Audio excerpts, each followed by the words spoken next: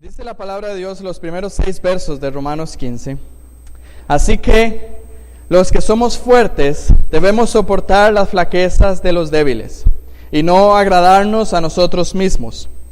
Cada uno de nosotros agrade a su prójimo en lo que es bueno para edificación, porque ni aun Cristo se agradó a sí mismo. Antes bien, como está escrito, los vituperios de los que te vituperaban cayeron sobre mí. Porque las cosas que se escribieron antes para nuestra enseñanza se escribieron, a fin de que por la paciencia y la consolación de las Escrituras tengamos esperanza. Pero el Dios de la paciencia y de la consolación os dé entre vosotros un mismo sentir según Cristo, para que unánimes a una voz glorifiquéis al Dios y Padre de nuestro Señor Jesucristo. Hemos venido hablando ya durante varias semanas el tema que inicia Pablo a abordar en Romanos capítulo 14 a partir del versículo 1, y es la unidad en la iglesia referente a temas que son secundarios, que no son claros, ni directamente prohibidos, ni directamente mandados en la Escritura, temas en los cuales hay libertad. Podríamos encontrar en medio de una iglesia personas, como ha venido presentando Pablo, personas que comen carne y sienten esa libertad para hacerlo, a como podríamos encontrar personas que bajo una convicción débil, como menciona Pablo acá, no come carne y ha decidido no comer carne. Y hemos venido viendo varias cosas, no voy a volver a entrar en los detalles, espero que ya hasta este punto haya quedado suficientemente claro. Pero hay algo importante que yo quiero mencionar acerca de todo esto que hemos visto hasta el momento, antes de ingresar al texto, porque creo que ese va a ser el ingreso al texto y la forma en la que salgamos al texto que hoy vamos a ver. Y es que estas actitudes que hemos estado viendo son específicamente cristianas, son actitudes específicamente de la vida cristiana. ¿Y qué es lo que quiero decir con esto? Cuando nosotros comenzamos a analizar y a profundizar bien, claramente, cada una de las cosas que Pablo aquí viene diciendo que no hagamos, que hagamos, es algo que raramente vamos a encontrar en el mundo. Raramente vamos a encontrar, inclusive y lamentablemente, dentro de muchos grupos que se hacen llamar a sí mismos evangélicos. Lo que estoy diciendo es que esta vida que Pablo está presentando aquí, esta vida, esta unidad que estamos hablando acá, es algo que solamente pueden vivir aquellos que realmente siguen a Cristo, aquellos que realmente se han comprometido con la causa del Señor. Hay muchas explicaciones para eso y vamos a estarlas viendo más que todo la próxima semana, pero quiero que tengamos esto en mente. Porque algunas personas podrían ver como, ok, qué bonito este estilo de vida que me presenta a mí con la posibilidad de mantener unidad, de mantener armonía, aún en medio de ciertos conflictos que puedan presentarse. Pero lo que yo quiero resaltar es que esto no se puede vivir fuera de Cristo. Nosotros no podemos vivir de la manera cristiana si no somos cristianos en primera instancia. Muchas personas podrían tratar de hacerlo, tratar de vivir una vida cristiana, o tratar de vivir una vida de acuerdo a ciertos parámetros, de acuerdo a ciertos lineamientos, pero sin Cristo, y lo único que se obtiene ahí es legalismo, es cosas frías. Me interesa porque yo creo que Pablo, a medida que comienza a concluir este tema de la unidad que inició en capítulo 14, eso es lo que hace es señalarnos a Cristo, a que nosotros no es simplemente que vamos a estipular un sistema de vida, de cómo organizarnos, de cómo tener unidad, sino que nos señala a que al fin de cuentas lo que nosotros estamos haciendo y lo que nosotros debiéramos hacer es seguir a Cristo. Él es nuestro Señor, nuestro Salvador y es nuestro modelo a seguir. ¿No es así? Entonces, vamos ahora sí al texto, donde aquí en capítulo 15, Pablo lo que hace, creo yo, es que comienza a resumir y a concluir ya lo que viene diciendo. Vea que en el versículo 15, verso primero, inicia y dice, así que, y con esta frase nos introduce al siguiente texto. Con esta frase lo que Pablo hace es que amarra todo lo que viene diciendo Y dice, ok, teniendo en cuenta todo esto que hemos venido hablando acerca de la unidad, acerca de nuestro comportamiento, de lo que debiésemos, lo que no debiésemos de hacer, vamos a esto.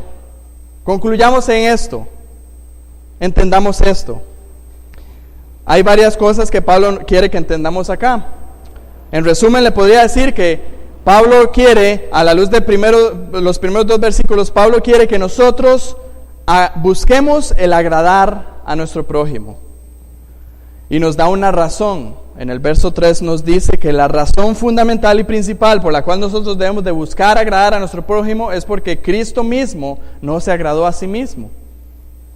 Y luego versos 4 al 6 nos dice cómo podemos hacer esto, cómo podemos llegar a agradar a nuestro prójimo, cómo podemos llegar a tener esta vida, y es a través de la paciencia y la consolación de las Escrituras, y a través del poder que el Dios de la paciencia y consolación nos da para nosotros vivir de esa manera. Ese es, por así decirlo, el resumen de lo que vamos a ver esta mañana y la próxima semana, si Dios quiere. Hoy lo que vamos a ver son los primeros 3 versos. Vamos a ver cómo Pablo aquí nos lleva a una idea, a la idea de que debemos de agradar a los demás en lugar de agradarnos a nosotros mismos. Y vamos a ver también que la razón fundamental es porque Cristo es el que ya nos ha modelado ese estilo de vida. Entonces vamos aquí donde Pablo dice en verso 1 del capítulo 15, así que los que somos fuertes debemos soportar las flaquezas de los débiles. Noten que aquí Pablo se dirige específicamente a los cristianos fuertes.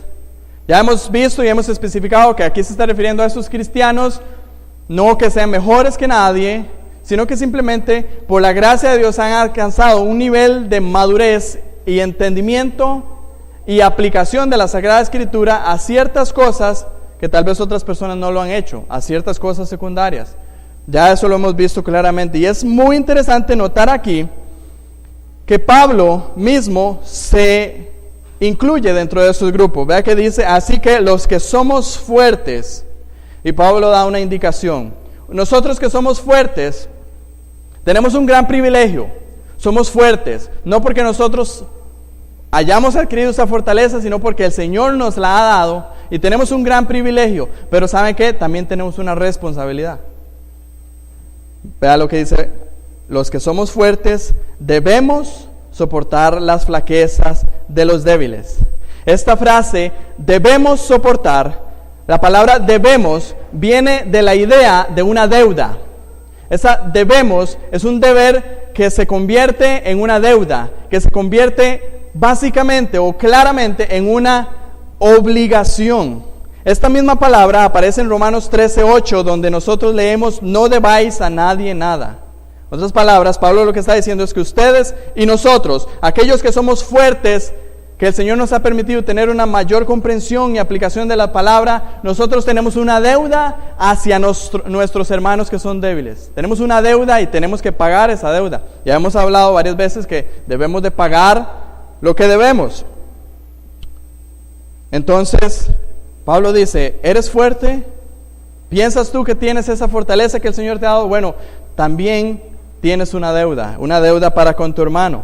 ¿Cuál es la deuda? Dice, soportar las flaquezas de los débiles. Y esto es muy importante porque la palabra soportar, nosotros le hemos dado una connotación que no es la que realmente es. Nosotros hablamos de soportar en la idea de aguantar, de simplemente tratar de tolerar, pero a duras penas soportar. Y no es eso lo que la palabra soportar significa. Es muy interesante que la palabra soportar, inclusive buscándola en el diccionario de la Real Academia Española, nos da a entender algo totalmente contrario a lo que siempre se cree. Dice que la palabra soportar significa sostener o llevar sobre sí una carga o peso. Esa palabra también se podría traducir literalmente en llevar. Entonces lo que Pablo está diciendo aquí es, nosotros debemos de llevar, debemos de meternos por debajo de esa carga y llevarla. ¿Y qué es lo que tenemos que llevar? Dice, las flaquezas de los débiles, o mejor dicho, las debilidades. Eso es como una redundancia, las debilidades de los débiles, las flaquezas, aquellas cosas en las que mi hermano y mi hermana aún no han llegado a comprender, aún no han llegado a aplicar. Yo, como persona fuerte, tengo que venir y soportarla, tengo que venir y ayudarle a llevarla adelante. No es solamente un tolerar, no es solamente un pobrecito mi hermano que no ha entendido aún esto, dejémoslo por ahí, sigamos nuestro camino siendo cristianos fuertes. No es eso. Es que yo debo de acercarme a mi hermano, y como dice Romanos capítulo 14, versículo 1, recibid al hermano débil. Recibidlo para ayudarle, no para contender con él, sino ayudarle. Quiero leerle dos comentarios que dos diferentes comentaristas dicen acerca de esta frase. Me pareció bastante oportuno. William Hendrickson dice lo siguiente: la expresión soportar las flaquezas no significa meramente tolerar o soportar dichas flaquezas, ni siquiera ser indulgente con ellos o tener paciencia con los que las tienen. Significa que debemos poner nuestros hombros bajo esas flaquezas y ayudar significativamente a nuestros hermanos débiles a llevarles. David Jenkins, otro comentarista, dice: soportar significa acercarse y ayudar activamente a nuestro hermano débil en su confusión, asistirlo en sus problemas con amor. Una de las cosas que yo he dicho es que el hermano que es débil no tiene que quedarse siendo débil siempre. No es esa el mejor estado de la vida cristiana. Es simplemente un estado en el cual tenemos que llegar a fortalecernos. Si usted es débil, usted no se tiene que quedar ahí y muchas veces haciéndose tal vez la víctima y pensando: es que yo soy un cristiano débil, yo no voy a poder avanzar, yo no voy a poder crecer. La vida cristiana se trata de crecer, la vida cristiana se trata de fortalecerse. Ahora, hermano fuerte, usted es el instrumento que Dios quiere utilizar para fortalecer al hermano débil.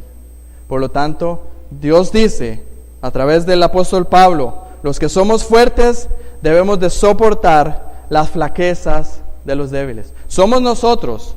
Y sabe que si no lo hacemos nosotros, probablemente el hermano seguirá siendo débil, porque no hay alguien, un hermano que se compañerice con él y venga y le ayude a seguir adelante. Alguien podría preguntar: ¿por qué debemos hacer esto? Y el texto no lo dice directamente, pero yo quiero señalarlo porque es algo que hemos venido hablando desde el capítulo 12 y hemos mencionado en algunas ocasiones, y es que la iglesia es un cuerpo. Hemos venido hablando de eso. Romanos capítulo 12, verso 5 dice: así nosotros, siendo muchos, somos un cuerpo en Cristo y todos miembros los unos de los otros. De tal manera que si nosotros tenemos ese entendimiento claro de que la iglesia es un cuerpo y yo soy un miembro, quizás es un miembro fuerte, pero ese miembro fuerte tiene que ayudar a soportar los miembros débiles. Y eso lo vemos claramente y el Señor es tan maravilloso porque Él ha puesto de esa manera. Me viene a la memoria una persona que muchos de nosotros conocemos que es no vidente. Él es ciego.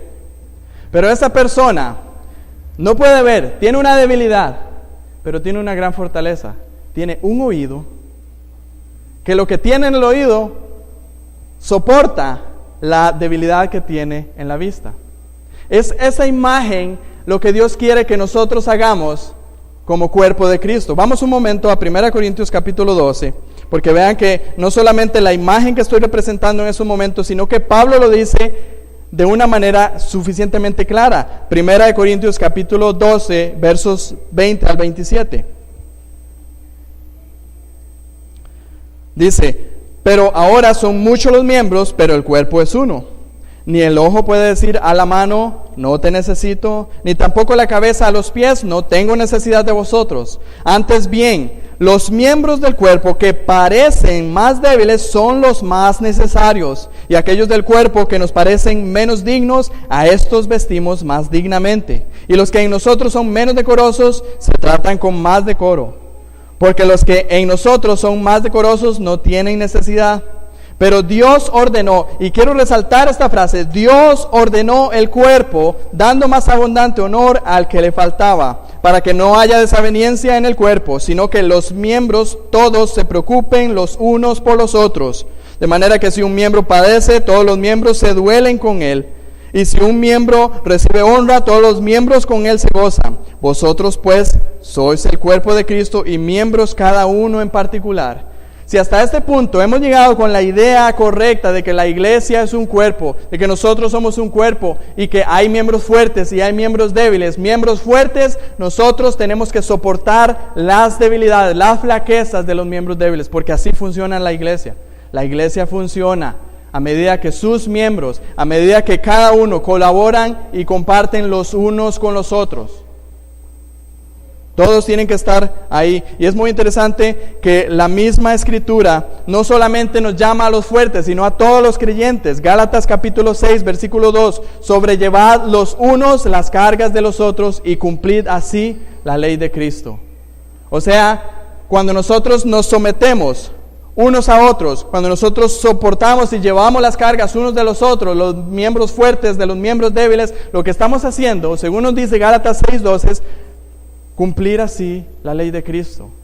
Estamos cumpliendo con lo que Cristo le agrada, con lo que Él demanda de nosotros. Pero eso no es lo único que tienen que hacer los cristianos fuertes. Y de hecho, algo muy interesante en este primer verso es que esta segunda porción, o la segunda que Pablo nos pide, tiene que realizarse antes de poder llegar a soportar a los miembros débiles. Y es lo que dice a continuación. Y no agradarnos a nosotros mismos. Pablo dice, miembros fuertes. Nosotros que somos fuertes debemos soportar las flaquezas de los débiles. Y una cosa más, no agradarnos a nosotros mismos. En otras palabras, Pablo aquí está diciendo lo que debemos ser cristianos altruistas. La palabra altruista significa alguien que procura un bien ajeno aún a costa de su propio bien. Pablo está diciendo aquí, 1 Corintios 10:24, ninguno busque su propio bien, sino el del otro.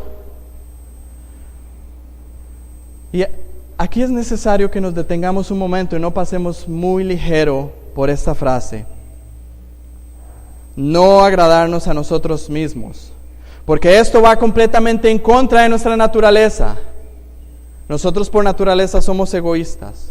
Nosotros por naturaleza somos egocéntricos. Hemos puesto a nosotros como el centro de nuestra vida y lo único que nosotros buscamos es nuestro propio bien. Todo lo que nosotros hacemos por nuestra naturaleza pecaminosa es buscar lo que nos agrada, buscar lo que es aceptable para nosotros. Pensamos en cualquier cosa. Y hay una frase que en estos momentos me viene a la mente, que es una frase popular y que la solemos utilizar mucho, pero la frase en sí misma señala una acción que es pecaminosa. Y eso hasta da gracia, pero solemos decir, primero mis dientes, después mis parientes. O sea, primero yo y después los demás. Y eso hacemos. No solamente lo decimos, eso hacemos. Buscamos agradarnos a nosotros mismos. Buscamos qué es lo que me conviene, qué es lo que mejor, lo que más me sirve. Busco lo mejor para mí. Siempre eso es lo que yo hago. Y Pablo dice acá, si eres un cristiano fuerte, si el Señor te ha dado esa madurez, usted lo que tiene que hacer es no agradarse a usted mismo. ¿Es esa la manera que usted, que se considera un cristiano fuerte, es esa la manera que usted vive? ¿Esa es la manera que usted actúa? No buscar agradarse a sí mismo. Y en el verso 2 Pablo nos dice lo que debemos de hacer en lugar de agradarnos a nosotros mismos. Verso 2 inicia diciendo, cada uno de nosotros agrade a su prójimo en lo que es bueno para edificación. Y aquí es maravilloso porque cualquier persona podría llegar y decir, bueno, eso es para los cristianos fuertes. Los cristianos que son fuertes no deben de buscar agradarse a sí mismo. Y yo que soy cristiano débil, ahí sí me pongo en esa posición, no me están hablando a mí. Pero yo creo particularmente que Pablo, cuando pasa aquí al segundo verso, amplía su espectro y dice, cada uno de nosotros, no solamente los cristianos fuertes, sino cada uno de los cristianos, aquellos que realmente siguen a Cristo, tenemos algo que debemos de hacer. Cada uno de nosotros, aquí no deja a nadie por fuera. Cada uno de nosotros, dice, agrade a su prójimo. Todos los cristianos. Y algo que también es muy interesante de esta frase es que Pablo no dice, cada uno de nosotros agrade a su hermano únicamente. No, dice, cada uno de nosotros agrade a su prójimo. Esta palabra literalmente significa el que vive más cerca.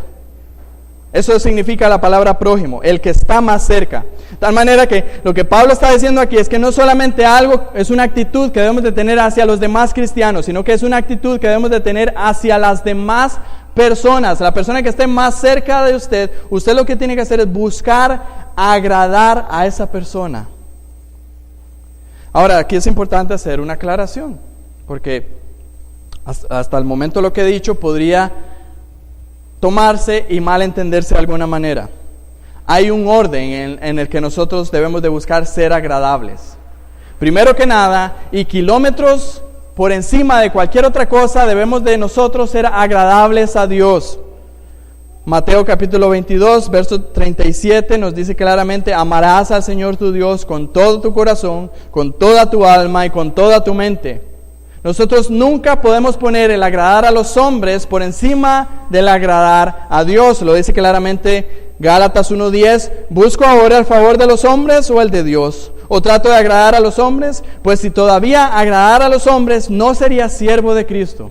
Entonces, no me malentienda. No estoy diciendo que nosotros tenemos que buscar agradar a nuestro prójimo o a las otras personas por encima de agradar a Dios. No es eso lo que estoy diciendo. Nosotros debemos de entender que primero y principalmente y por sobre todas las cosas, nosotros debemos de buscar el agrado de Dios. Es esa la forma en la que Pablo inicia en el capítulo 12, cuando dice en el versículo 1 que nosotros debemos de presentar nuestros cuerpos en sacrificio vivo y santo, agradable a Dios. Es eso lo primero que debemos de buscar. Cuando nosotros debemos de ver a quién agradar, nuestro agrado debe estar únicamente, exclusivamente enfocado hacia Dios.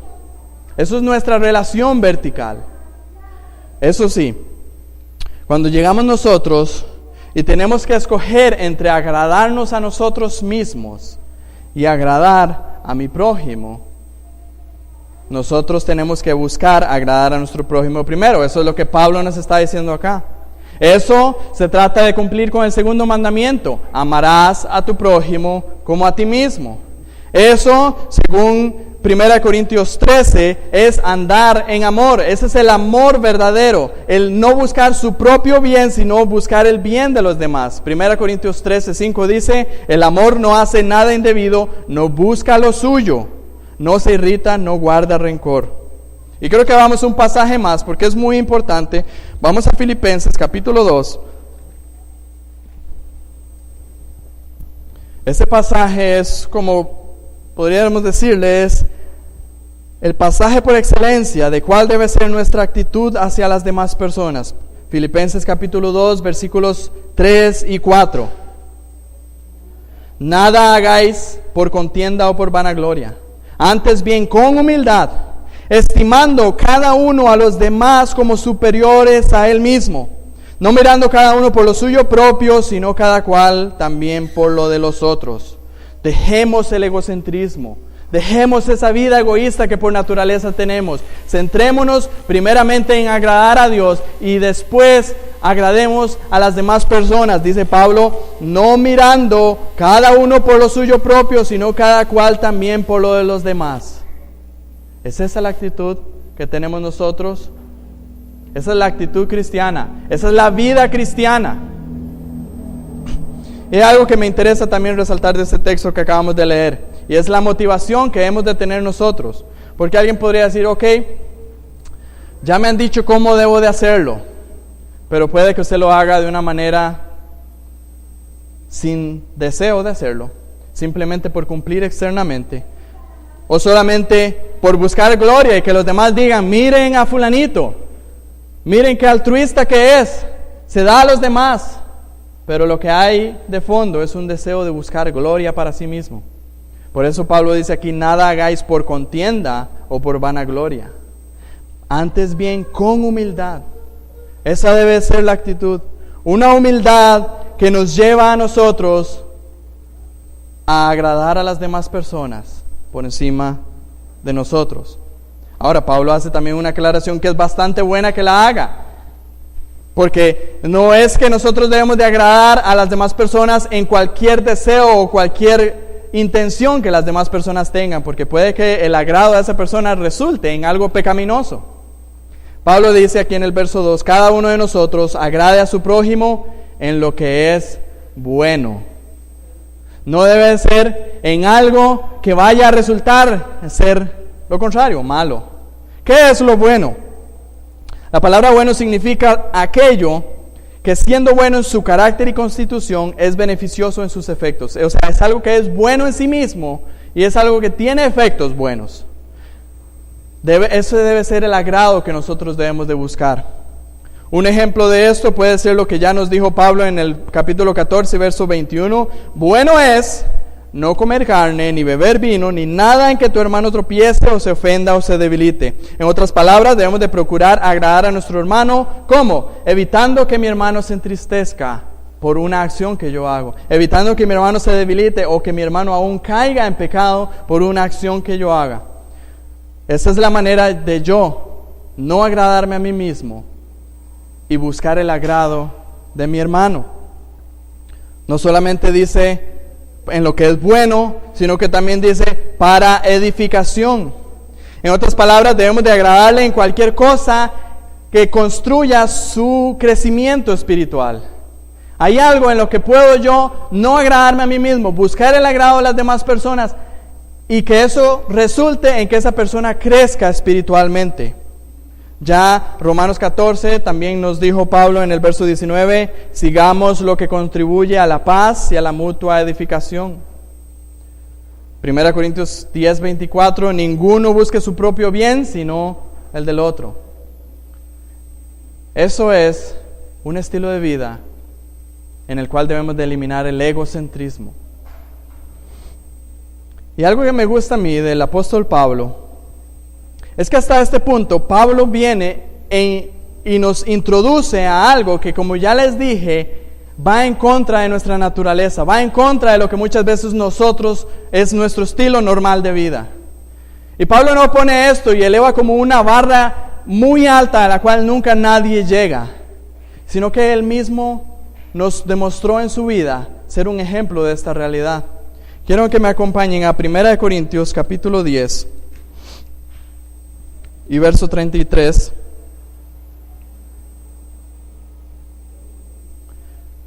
Dice Pablo, como también yo, o sea, él, el apóstol Pablo, en todas las cosas, agrado a todos, no procurando mi propio beneficio, sino el de muchos, para que sean salvos.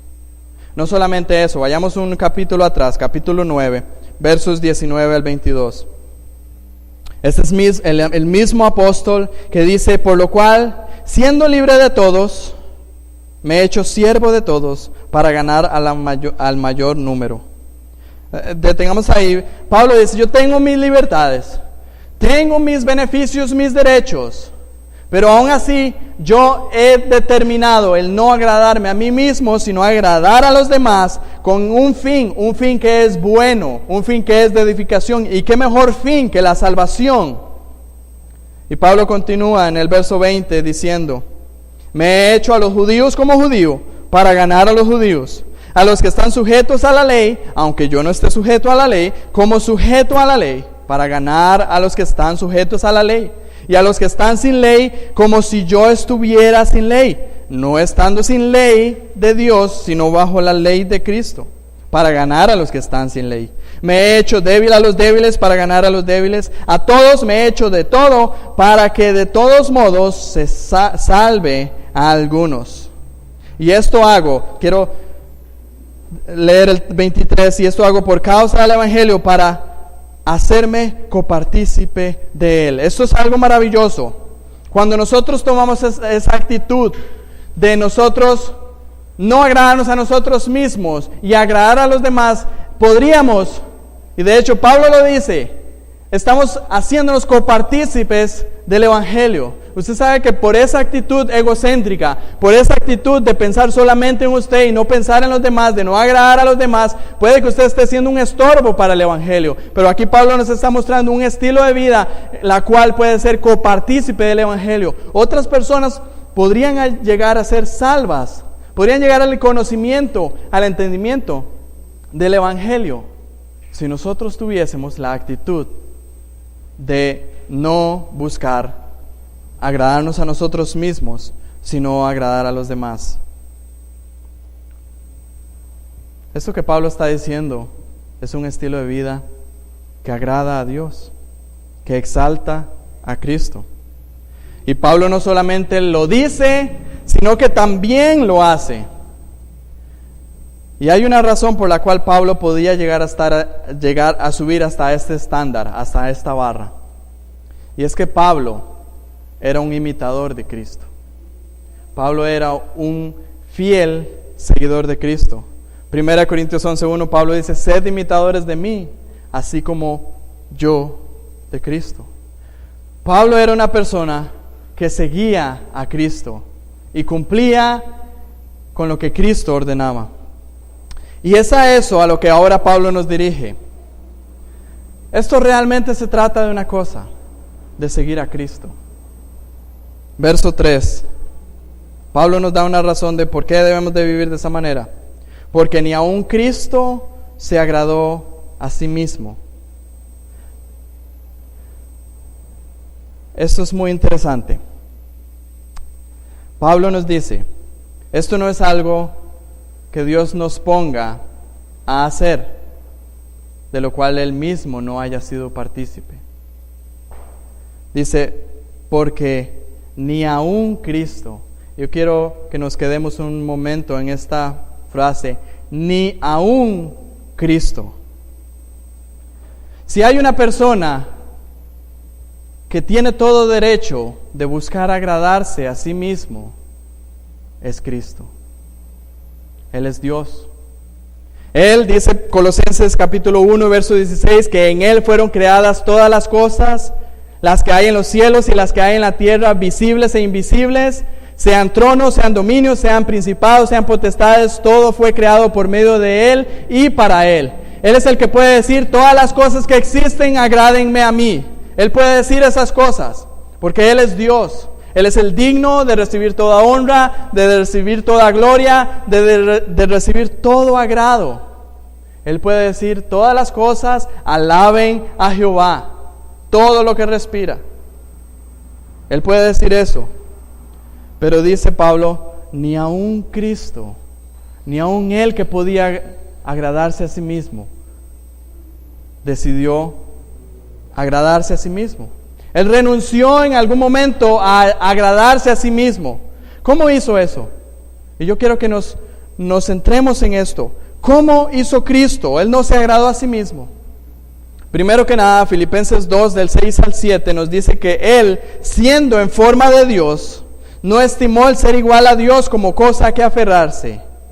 O sea, Él pudiendo seguir con toda la gloria que tenía.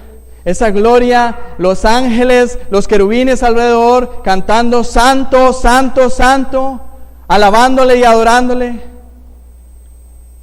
No estimó el ser igual a Dios como cosa que aferrarse, sino que se despojó a sí mismo.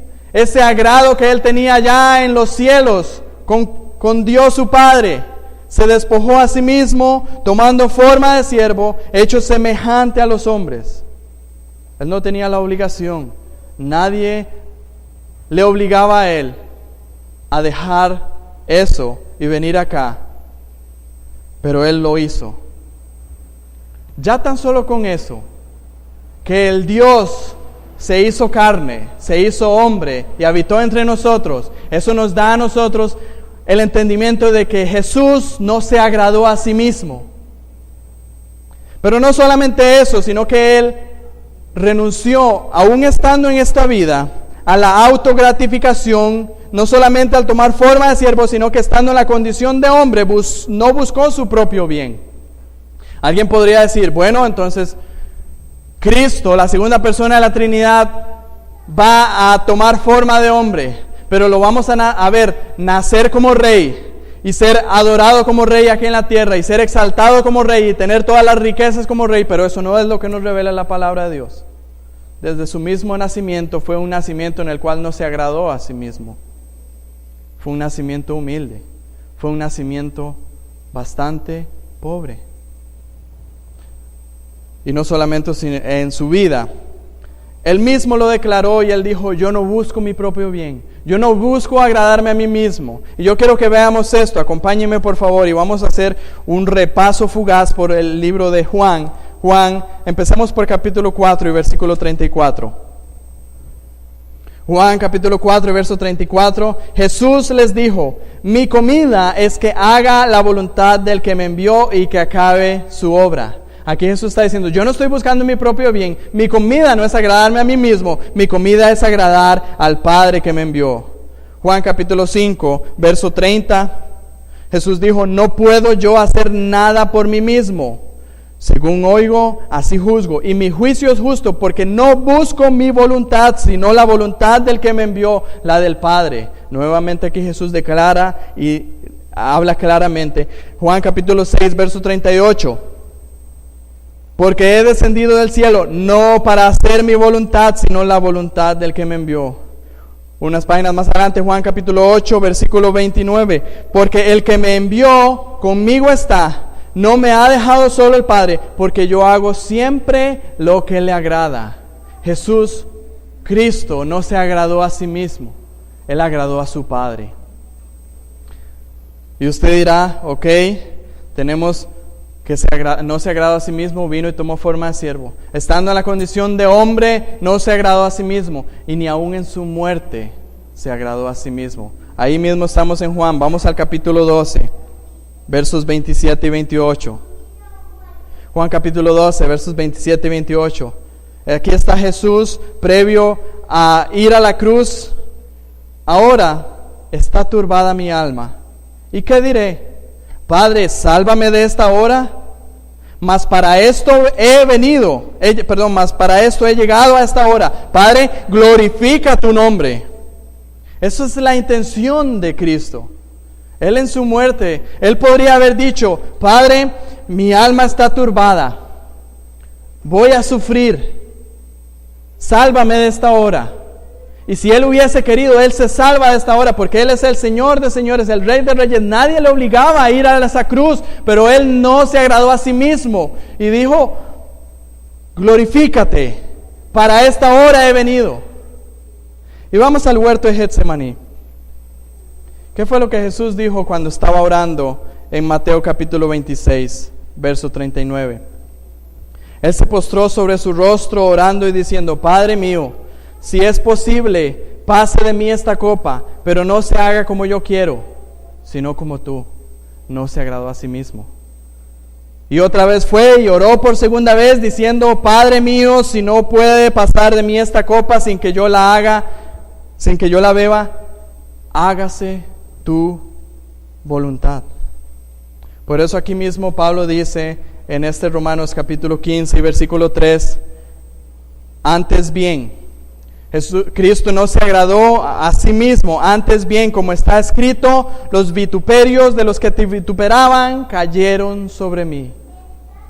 Aquí lo que Pablo está haciendo es que está citando el Salmo 69:9, donde David está hablando y está sintiendo esa tristeza de que aquellas ofensas que se levantan en contra de Dios mismo, él las estaba recibiendo. Pero al mismo tiempo David lo que está haciendo es que estaba profetizando la obra que Cristo haría en la cruz. Esta obra donde Cristo llevaría sobre sí toda ofensa que se había levantado en contra de Dios.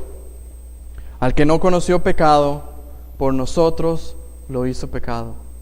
Jesús cargó en sí mismo todos los vituperios en contra de Dios, todas nuestras ofensas, y es que no es solamente las ofensas de los demás, entienda, las ofensas suyas en contra de Dios, sus pecados, los vituperios que usted ha hecho con su vida en contra de Dios, Cristo las llevó y las llevó a costo de no agradarse a sí mismo.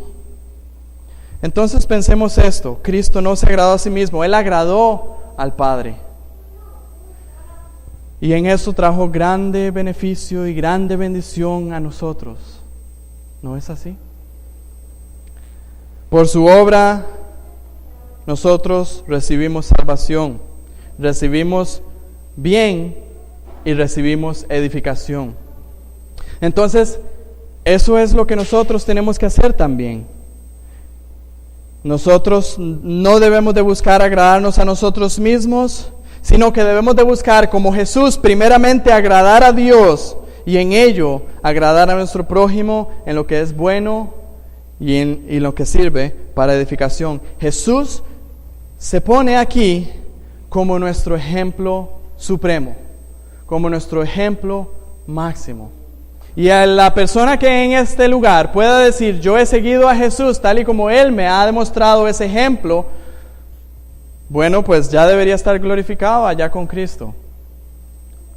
Por lo tal, yo puedo estar seguro y levantar la exclamación y decir, debemos de seguir a Jesús según Él nos ha mostrado. Pero para terminar, yo quiero volver al punto con el cual inicié y decir, no podemos vivir la vida cristiana si no somos primero cristianos.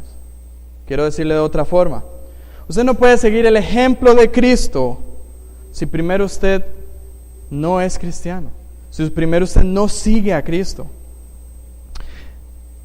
Este estilo de vida que hemos visto acá solamente puede ser logrado genuinamente si tenemos a Cristo en el corazón. Y de nada sirve si usted trata de tener este estilo de vida si usted no tiene a Cristo, si usted no tiene fe genuina en Cristo, si usted no se ha arrepentido de sus pecados y puesto su fe en Cristo, si usted no ha nacido de nuevo, si usted no se ha convertido. Por lo tanto, yo quiero levantar la pregunta aquí a nosotros. Y lo hago generalmente porque yo sé que los hay. Yo sé que aquí hay personas que no son cristianas. Y sé que aquí hay personas que son cristianas. Pero la pregunta que usted se tiene que hacer primero, hoy, al ver ese estilo de vida tan bonito que nos presenta Pablo, es, ¿soy cristiano? Porque me preocupa que algunos quieran vivir la vida cristiana sin ser cristianos. Eso es algo externo. Eso, en palabras de Jesús, es una tumba blanqueada. Por fuera está blanca, pero por dentro está llena de pudredumbre. ¿Es usted cristiano? Si usted me puede decir, sí lo soy, gloria a Dios, entonces le voy a decir, ahora sí, siga a su maestro, siga el ejemplo que Él nos ha dado, el ejemplo de no agradarse a sí mismo, sino que agradar a los demás, agradar al Señor. 1 Juan 2:6 dice, el que dice que permanece en Él debe andar como Él anduvo. Pero si usted no es cristiano en esta mañana, el problema que usted tiene no es un tema de si se está agradando a usted mismo o no se está agradando a usted mismo. El problema que usted tiene es aún mayor. Es que su vida eterna está en peligro. Usted tiene que ver por su vida eterna, clamar al Dios de la salvación, al Dios de la gracia que hoy está dispuesto para perdonar sus pecados, para limpiarle de toda maldad y para recibirle a salvación. No desaproveche esta oportunidad.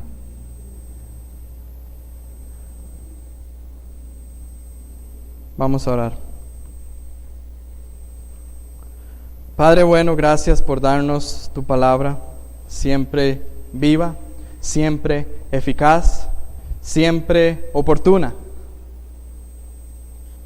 Aquí hay muchas cosas de las cuales, Señor, debemos de reflexionar.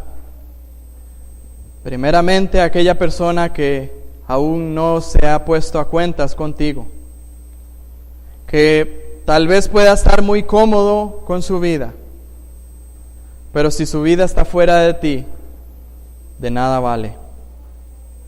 Por eso, Señor, mi primer ruego en esta mañana es que tú traigas tu salvación en medio